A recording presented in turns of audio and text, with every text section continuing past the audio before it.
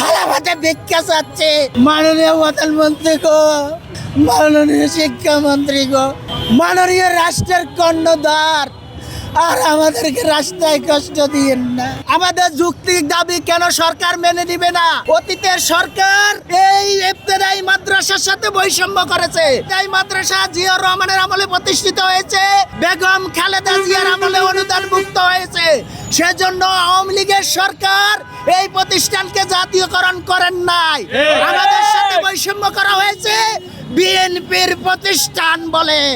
কেন বিএনপি ক্ষমতায় থাকতে আমাদের প্রতিষ্ঠান জাতীয়করণ ঘোষণা করবেন না? আমার জিজ্ঞাসা মাননীয় প্রধানমন্ত্রী, মাননীয় শিক্ষামন্ত্রী, বিএনপির প্রতিষ্ঠান, বিএনপির সময়ের প্রতিষ্ঠার কারণে আমরা আজ লাঞ্ছনা বঞ্চনা, আমরা আজ বৈষম্যের শিকার। বিএনপির আমলে প্রতিষ্ঠিত হয়েছে বলে আমরা বিনা বেতনে চাকরি করব, আমরা না খেয়ে থাকবো, আমাদের পরনে বস্ত্র নাই, পেটে ভাত নাই, সন্তানদেরকে ভালো কিছু দিব সেই ব্যবস্থা আমাদের নাই।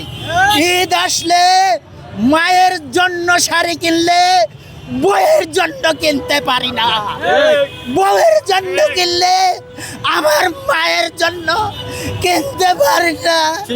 মাননীয় প্রধানমন্ত্রী, আপনি আমাদেরকে রাস্তায় কষ্ট দিবেন না।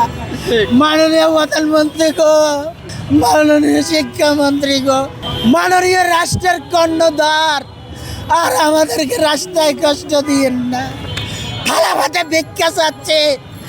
এই থালা পেতে মাননীয় প্রধানমন্ত্রী আপনার কাছে এই থালায় আমি একজন শিক্ষক, আমি একজন সাধারণ ইবতেদায়ী মাদ্রাসার শিক্ষক হয়ে এই থালা পেতে আপনার কাছে জাতীয়করণ ভিক্ষা চাচ্ছি। মাননীয় প্রধানমন্ত্রী, মাননীয় শিক্ষামন্ত্রী, মাননীয় অর্থমন্ত্রী, মাননীয় এই জাতীয়তাবাদী দল বিএনপির সিনিয়র নেতৃবৃন্দ, জাতীয়তাবাদী দল বিএনপির স্থায়ী কমিটির সদস্যবৃন্দ, আপনাদের কাছে আমি এক গরিব অসহায় ইবতেদায়ী মাদ্রাসার শিক্ষক, আমি আপনাদের কাছে, আপনাদের সরকারের কাছে, জিয়াউর রহমানের প্রতিষ্ঠিত দলের কাছে, বেগম খালেদা জিয়ার দলের কাছে আমি জাতীয়করণ ভিক্ষা চাচ্ছি। এই ক্ষুধার্ত মন নিয়ে, এই ক্ষুধার্ত শরীর নিয়ে, ডায়াবেটিসের অসুস্থতার শরীর নিয়ে থালা পেতে জাতীয়করণ ভিক্ষা চাচ্ছে। মাননীয় প্রধানমন্ত্রী গো, মাননীয় শিক্ষামন্ত্রী গো, আপনারা আমাদের জাতীয়করণকে মেনে নিন, আমাদের যৌক্তিক দাবি মেনে নিন, আমাদের সাথে আর বৈষম্য করবেন না, আমাদেরকে রাজপথে কষ্ট দিবেন না।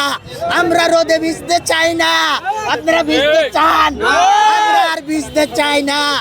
বৃষ্টি আসছে, বিজুলি চমকাচ্ছে, ভয়ে কলজা কেঁপে উঠছে। খোলা আকাশের নিচে, জমিনের উপরে রাষ্ট্রের দেখার আমাদের কেউ নাই।